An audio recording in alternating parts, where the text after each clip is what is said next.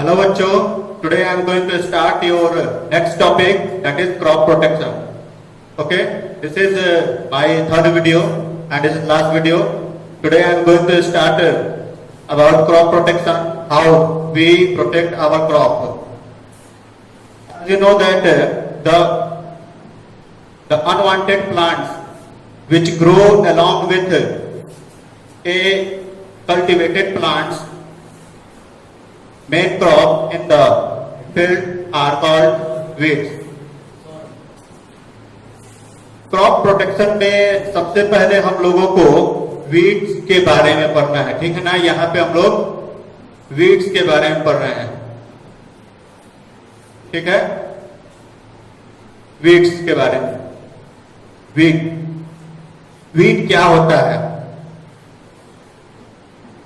आप लोगों ने प्राय ये देखा होगा कि जब भी हम लोग खेती करते हैं तो उस दौरान कुछ अनकल्टिवेटेड प्लांट भी मेन क्रॉप के साथ ग्रो करने लगते हैं। तो जो अनकल्टिवेटेड प्लांट मेन क्रॉप के साथ ग्रो करते हैं वो फील्ड के न्यूट्रिएंट्स, वाटर, एयर और एरिया को कैप्चर कर लेते हैं, जिससे कि मेन क्रॉप को पर्याप्त न्यूट्रिएंट्स नहीं मिल पाते हैं। पर्याप्त न्यूट्रिएंट नहीं मिलने के कारण हमारा क्रॉप जो है वो डैमेज हो जाता है। इसलिए हमें अपने क्रॉप को वीड से बचाना होता है, ठीक है।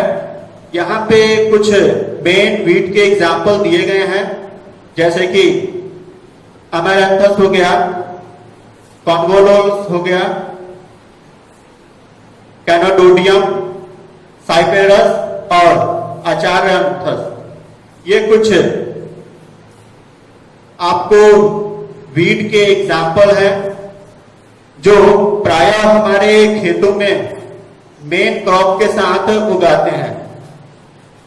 जो वीड है ये कुछ पॉइजनस होते हैं और कुछ वीड जो है वो ठीक भी होते हैं, ठीक है। तो वैसे प्लांट जैसे कि आपको बथुआ हो गया, ठीक है ना। तो बथुआ प्रायः जब हम मेन क्रॉप के साथ ये अगर लग गया, ऐसे अगर हम इसकी खेती करते हैं तो ये तो मेन प्लांट हो जाएगा बथुआ का, ठीक है ना। लेकिन अगर आपके मेन क्रॉप के साथ अगर अनवांटेड प्लांट लग रहे हैं तो वो क्या कहलाएगा, वो कहलाएगा आपका वीड, ठीक है। अब आपके खेतों में अगर वीड लग गए हैं तो उसे हम लोग रिमूव करेंगे। The process of removing the weeds from crop field is called weeding. Crop field से वीड को हटाने के जो प्रक्रिया होते हैं उसको क्या कहते हैं, उसको वीडिंग कहा जाता है। वीडिंग के कई प्रोसेस होते हैं, कई तरीके से वीडिंग को अलग किया जाता है, वेरियस टाइप है। वीडिंग को हम लोग मैनुअली भी, मैकेनिकली वीड को अलग करते हैं। मैकेनिकल मेथड एक ऐसा प्रोसेस होता है जिसमें हम लोग प्रायः हाथों के माध्यम से वीड को अलग करते हैं, ओके। फिर केमिकल मेथड आता है, बायोलॉजिकल मेथड आता है। इन सभी मेथड को हम लोग थोड़ा डिटेल पढ़ेंगे, ठीक है। तो वीडिंग के बारे में हमने आपको बताया। अब वीड को कैसे हम लोग रिमूव करेंगे। Weeding can be done by the following methods. Weeding करने के कुछ मेथड यहां पे है। मैकेनिकल मेथड है, केमिकल मेथड है और आपको ये एक बायोलॉजिकल मेथड है। ये 3 मेथड है। मैकेनिकल मेथड क्या होता है, weeds may be pulled out with hand और through ploughing, for example seed drill, hoe और ट्रॉवेल, सिकल etc. मतलब कि मैकेनिकल मेथड जो है ये एक ऐसी प्रक्रिया होती है जिसमें हम लोग वीड को हाथों के माध्यम से हटाते हैं या प्लाविंग के द्वारा भी रिमूव हो जाते हैं। प्लाविंग में आपको पहले ही बताया गया कि प्लाविंग के प्रोसेस के द्वारा भी वीड हटाए जाते हैं। तो इसमें सीड ड्रिल, हो, हॉरो, ट्रॉवेल, सिकल ये कुछ एग्रीकल्चरल टूल हैं, इनका प्रयोग किया जाता है वीड को रिमूव करने के लिए। दूसरा प्रोसेस होता है केमिकल मेथड। केमिकल मेथड के माध्यम से भी हम लोग वीड को हटाते हैं और केमिकल मेथड में जिस केमिकल का प्रयोग हम लोग करते हैं वीड को कील करने के लिए, वीड को रिमूव करने के लिए, उसको मारने के लिए, उसे वीडिसाइड कहा जाता है। Weed killing chemicals called weedicide are sprayed on weeds in the field to destroy or kill them. Weed के किलिंग केमिकल जो होते हैं उसको खेतों में वीड के ऊपर स्प्रे किए जाते हैं जिससे वीड मर जाते हैं। तो कुछ यहां पे वीडिसाइड के एग्जाम्पल दिए गए हैं। 2,4-D डाइक्लोरोफेनॉक्सी एसिटिक एसिड, ये आपका एक वीडिसाइड हुआ। दूसरा है आपका FCPA 2-methyl 4-chloro 1-phenoxy acetic acid, इसका फुल फॉर्म होगा ये। उसके बाद आपको बुटाक्लोर, डालाफॉन, मेटाक्लोर एंड सिंजियाजीन ये कुछ वीडिसाइड के एग्जाम्पल हैं। ये कुछ केमिकल्स हैं जिसके माध्यम से वीड को रिमूव किया जाता है। अब तीसरा प्रोसेस जो है वो बायोलॉजिकल मेथड है। बायोलॉजिकल मेथड क्या होता है? बायोलॉजिकल मेथड मुख्य रूप से ये एक ऐसा प्रोसेस होता है जिसमें हम लोग कुछ इंसेक्ट या कुछ अदर ऑर्गेनिज्म को अपने खेतों की ओर अट्रैक्ट करते हैं जो कि वीड को नष्ट कर देते हैं। तो इस तरीके से ये जो बायोलॉजिकल मेथड है इसके माध्यम से भी हम लोग अपने मेन क्रॉप से वीड को हटा सकते हैं। ओके, बायोलॉजिकल मेथड क्या होता है? इंसेक्ट और some other organism that consume and specifically destroy the wheat plant are introduced in the crop field. This is called biological control of weeds. एक एग्जाम्पल दिया गया है ओपेंसिया का। बायोलॉजिकल मेथड ये एक ऐसा मेथड होता है जिसमें इंसेक्ट के द्वारा और कुछ ऑर्गेनिज्म के द्वारा, जैसे कि बर्ड हो गए, उनके द्वारा वीड को कंज्यूम कर लिए जाएंगे या उसको वो डिस्ट्रॉय कर देगा। ठीक है ना? तो ये प्रक्रिया कहलाएगा बायोलॉजिकल मेथड। एक एग्जाम्पल आपका ओपेंसिया का दिया गया। ठीक है ना? नेक्स्ट, क्रॉप प्रोटेक्शन में वीड हो गया। अब वीड के बाद protection from paste and diseases. Crop में प्रायः हम लोग देखते हैं कि किसी कारण से उसमें डिजीज हो जाते हैं या पेस्ट के कारण भी हमारा क्रॉप जो है वो अक्सर डैमेज हो जाता है। Pest are organism that attack and damage crops. Pest क्या होते हैं? पेस्ट ऑर्गेनिज्म होते हैं जो कि हमारे क्रॉप को डैमेज कर देते हैं, क्रॉप पे अटैक करते हैं और वो उसे डैमेज कर देते हैं। जैसे कि आपको रोडेंट हो गया, रैट, इंसेक्ट, लोकेटस, वेवेल्स, टर्मिट्स, कुछ इंसेक्ट हैं जो कि हमारे क्रॉप को डिस्ट्रॉय कर देते हैं।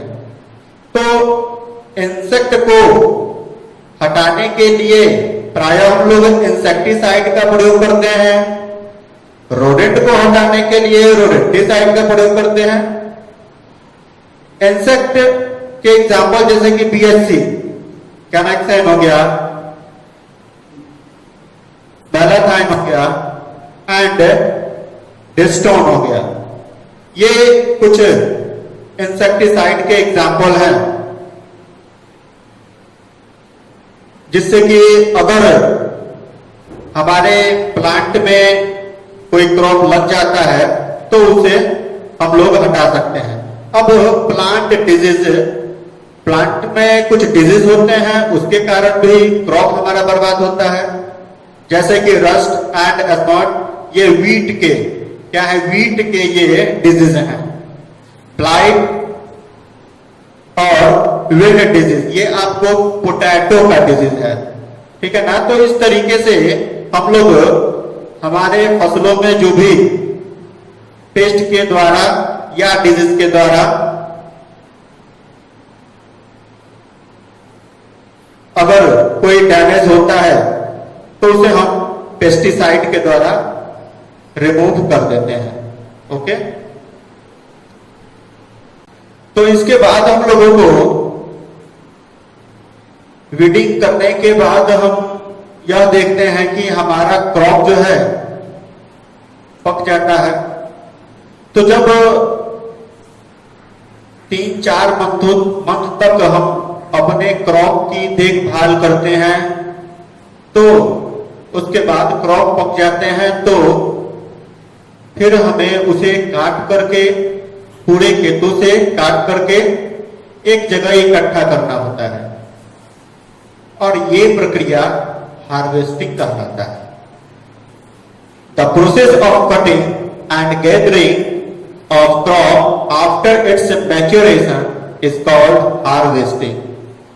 जब क्रॉप मैच्योर हो जाते हैं तो उसके बाद जब काट करके हम उसे एक जगह इकट्ठा करते हैं तो यह प्रक्रिया हार्वेस्टिंग कहलाता है।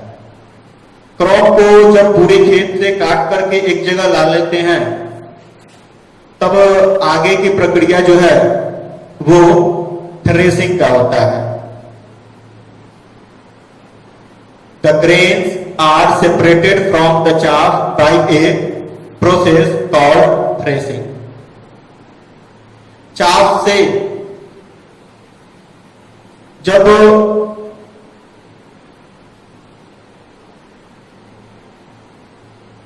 ग्रेन को अलग किया जाता है तो ये प्रक्रिया क्या कहलाएगा? थ्रेसिंग कहलाएगा। यह एक थ्रेसिंग मशीन होता है, उसके माध्यम से किया जाता है, या पहले मैनुअली भी इसको किया जाता था। थ्रेसिंग के बाद हम लोग यह देखते हैं कि हमारा जो अनाज होता है उस अनाज के साथ हस्क भी मिक्स हो जाते हैं, भूसा, ठीक है ना, वो भूसा भी अनाज के साथ मिक्स हो जाता है। तो अनाज और हस्क, इस दोनों में लाइट कौन होता है? हस्क होता है, और ग्रेन क्या होता है? वो हेवी होता है। तो एक प्रक्रिया है आपको विनोइंग, इस प्रक्रिया के दौरान हम लोग क्या करते हैं कि एक सूप में अनाज को ले लेते हैं, ठीक है, और उसे विंड के माध्यम से, एयर के द्वारा जब हम अनाज को नीचे की ओर गिराते हैं इस तरीके से, तो जो लाइटर पार्ट है हस्क का, वो एयर के माध्यम से कुछ दूर चला जाता है, और जो हेवी पार्ट है ग्रेन का, वो पास में करीब में ही गिर जाता है। तो winnowing, the process of separating of the grain from the husk are called winnowing, ये प्रक्रिया है। अब जब हम लोग अनाज निकाल लेते हैं, अनाज को एक जगह इकट्ठे कर लेते हैं, तब क्या करना होता है? तब उसका भंडारण, स्टोरेज। अनाज को उसके बाद उसका स्टोरेज किया जाता है। बच्चों, भारत में 10% अनाज जो है वो स्टोरेज के दौरान भी बर्बाद हो जाते हैं, क्योंकि स्टोरेज के दौरान भी बहुत सारे इंसेक्ट, रोडेंट हमारे जो भंडार गृह होते हैं उसमें प्रायः आ जाते हैं और फिर अनाज को बर्बाद कर देते हैं। तो इसलिए हमें स्टोरेज के समय भी इन सभी चीजों से बचना होता है। Thank you.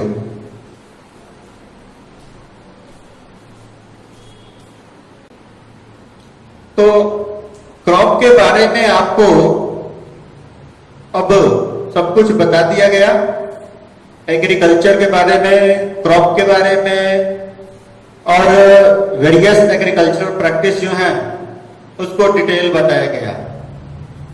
इसमें एक और टॉपिक आपका है हाइब्रिडाइजेशन। क्या होता है हाइब्रिडाइजेशन? ये एक ऐसा मेथड होता है जिसके माध्यम से हम लोग हाइब्रिड सीड को प्रोड्यूस करते हैं। Hybridization is a technique used for developing new varieties of crop by cross breeding two different varieties.